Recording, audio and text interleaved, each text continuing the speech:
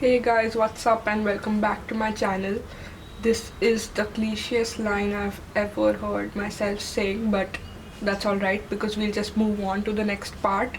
So, yeah, before that, I'll just give a big shout out to my wallpaper because it's so cool. I just love this wallpaper, and no, I have not drawn this.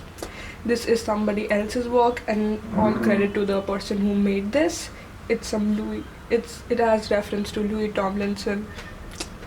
1D is one of the things I really like, and it was a great boy band. So, moving on, we'll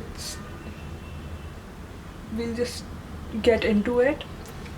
So these are some tips that I think that if I had known earlier would have helped me so much in my digital art drawing, and I wouldn't have been so intimidated by it in the starting time. So I am using the calligraphy chalk, no wait, monoline brush, and I'm just using the black color because the first step is how to make shapes. So if you want like an irregular shape, like something like this or a heart, it's on you, right? Because it's drawing. But sometimes when you need like a scale or something like that, you can just, what you have to do, for example, I'm making a triangle here, I just have to wait for some time and then there's a perfect triangle. And then you can also edit shape. Okay, I'll try to zoom in. Yes. So it has lost focus. Yeah, triangle, quadrilateral, polyline, you can do a lot of things here, and then you can change the shape of the object. This is the first thing. I'll just make another one. Like, one basic problem is drawing circles. Like, at first you would not want to mess up something and you want to make a circle. Why did that not happen? Okay, and then you can just edit shape. Like, this looks like an ellipse here. I want it to be a circle, so I can just do this.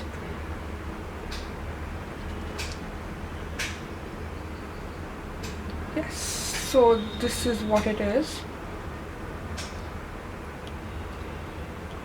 And then I'll just erase it. Yeah. The next tip which I found is like really helpful is related to color. Wait, why is the focus so bad of the camera? I do not know. So you'll just go to harmony, and this is because I have the black color, so this is what it is. I'll go for, like, if I choose this pink color. So what I think was really helpful was this. So here, when you touch the colors option, you'll find complementary, split complementary, analogous, triadic, tetradic, and these really help because while you're making combinations, you do not have to think a lot, and you can just, it's actually really fun too, to be honest. And then, for example, I want this green color, I really like this green color, so I can draw with this green color now. And then the purple and orange. So actually these are supposed to go like really together, and they will make your artwork shine, and these are actually like amazing combinations are already made, and you do not have to think a lot. Like this. Next up is a tip is that you should actually make, like, while you're drawing, you should make a palette of your own. You can do that by just clicking the plus here and create new palette, and then like for example, I'm using this color, so you can just add this color here, and I like this green color, so I'll just add one here. So this is, it's like a memory, and then you don't have to be like really confused like which color did I use in a specific part that I cannot find. I'll give an example of the next step. Like for this painting, this drawing actually, like what will happen is that, for example, I mess something up, like this is an eraser, and there are a lot of groups here. I'll also tell how you can make a group. Like, wait, just a second. Yeah, so now I really want this same shade. Okay, for my drawing. So I'll just touch this, and then whichever color I want, like this color, I'll just go, and then you can just use this color. You can add it on your palette, and then you can draw. So that's how, and I have that color now, right? So I can use it here for whatever I want to do. Another tip is the angle that you're holding the pencil and the pressure that you're putting is very, very important while you're making any drawing. Like this is for painting, for example. I'm putting let's use this color for a change. I'm putting like no pressure here, but there is some pressure here, so you can see the gradient. Like if I've used a lot of pressure here and then no pressure, so that will also help with the colors. Like you can just make so many colors out of a single color, like by the amount of pressure that you're putting on the pencil. And then when you are holding the pencil like absolutely vertical, like this, so actually it's supposed to be like, this is something I discovered in the notes part, or like the markup. You can mark things in the iPad, like for making notes and stuff, is that while you're holding the pencil vertical, a thin line will come, and then if you know, you can make like a thicker line. Next is that you should use a lot of layers. Like I'm just erasing this whole layer, and you should always be aware of the opacity of your brush and the size of the brush that you are using, because that is very important. And sometimes you'll get so confused that you'll feel like, why isn't this working? Is the battery over for the pencil, or like am I doing something wrong? But the main thing is that your opacity will be 0. Like that happens a lot. I'm not saying that it happens all the time or something like that, but that is important. Showing how to shift a shape from one place to another. I'll use another color because I love using a lot of colors. So I've made this. Okay, it's a heart. Like simple, basic. Yeah. Okay, now I'll go to the 4th button here, and then I can just shift the shape here. See, the problem which usually comes is that you use a lot of layers, right? And then only the layer that you are currently working on will shift, and you'll feel that, oh my god, what about the other objects or whatever I've made? Why isn't that shifting to the place I wanted to shift? So for that, everyone has to be in like the same layer, and for that you have to just select both of them, and then you have to group. So now it's a group. So when I even used the other layer that I made, I've even used this, and then just a second, there's an issue, I guess. So I didn't choose both the layers, like I was just working on this one. So when I am on the group layer and then I do this, then I can shift the size of the image and I can draw something else.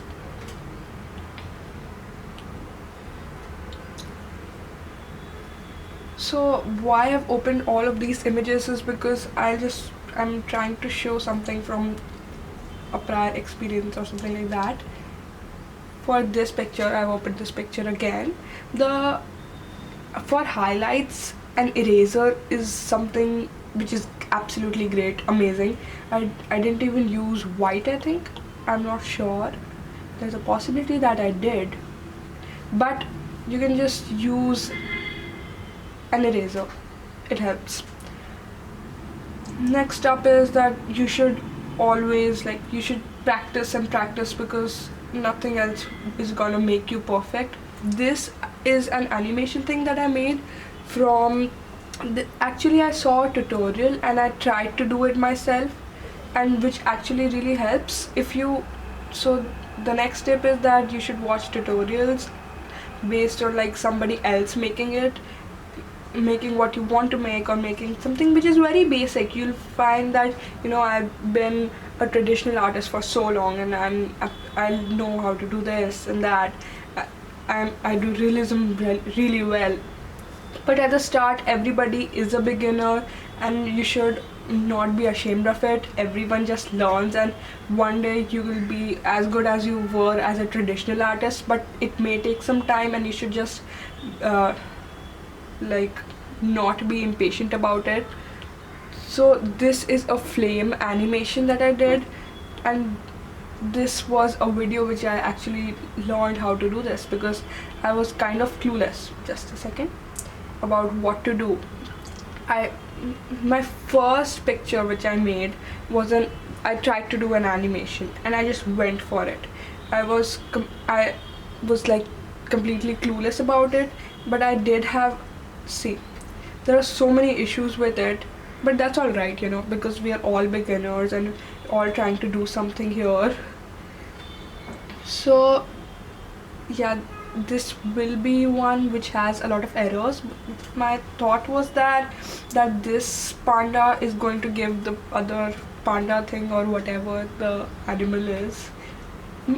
I think it's a teddy bear. Never mind. So I'll just play this again. So I wanted the panda thing to cry. So that is something that I did achieve, but then, it's very difficult. Next, I'll be showing how to fill color in a shape. Just a second. I could have just done that. So for that, what will happen is that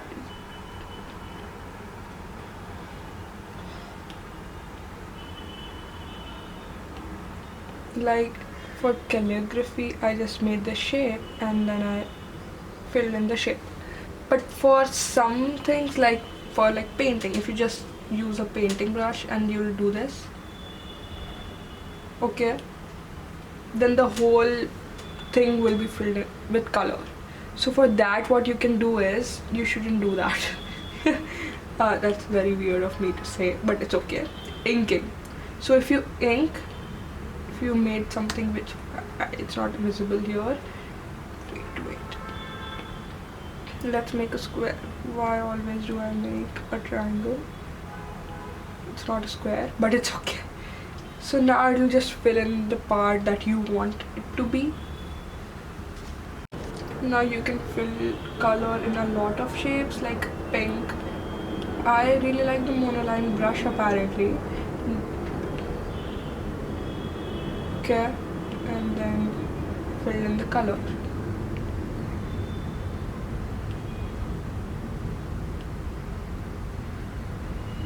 Just like that. Next up is if you want to try and animate. So this is the first button and then the canvas, and then you just switch on the animation assist.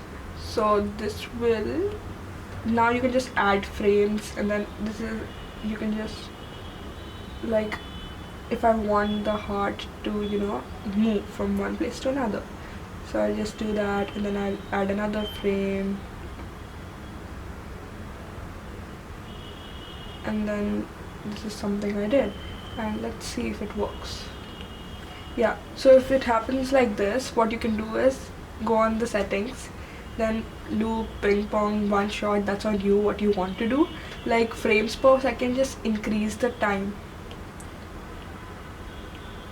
That's something you do not want to do. Just decrease the time, like, so it will be slower. Or if you want it to be fast, then you can do something else. Do the opposite actually. The opacity of the onion skin is very important because it's like a stencil for you to work on. Thinking of stencils, let's talk about how you can add a picture. So what you have to do is, you just have to go to the photo area. I'll just come directly to it. So for example, I want to choose this picture. So this picture will be imported, and then you can just add another layer, and then you can just trace.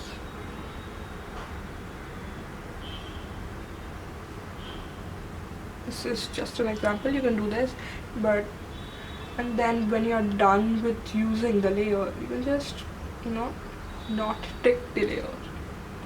Next up is a blending tip.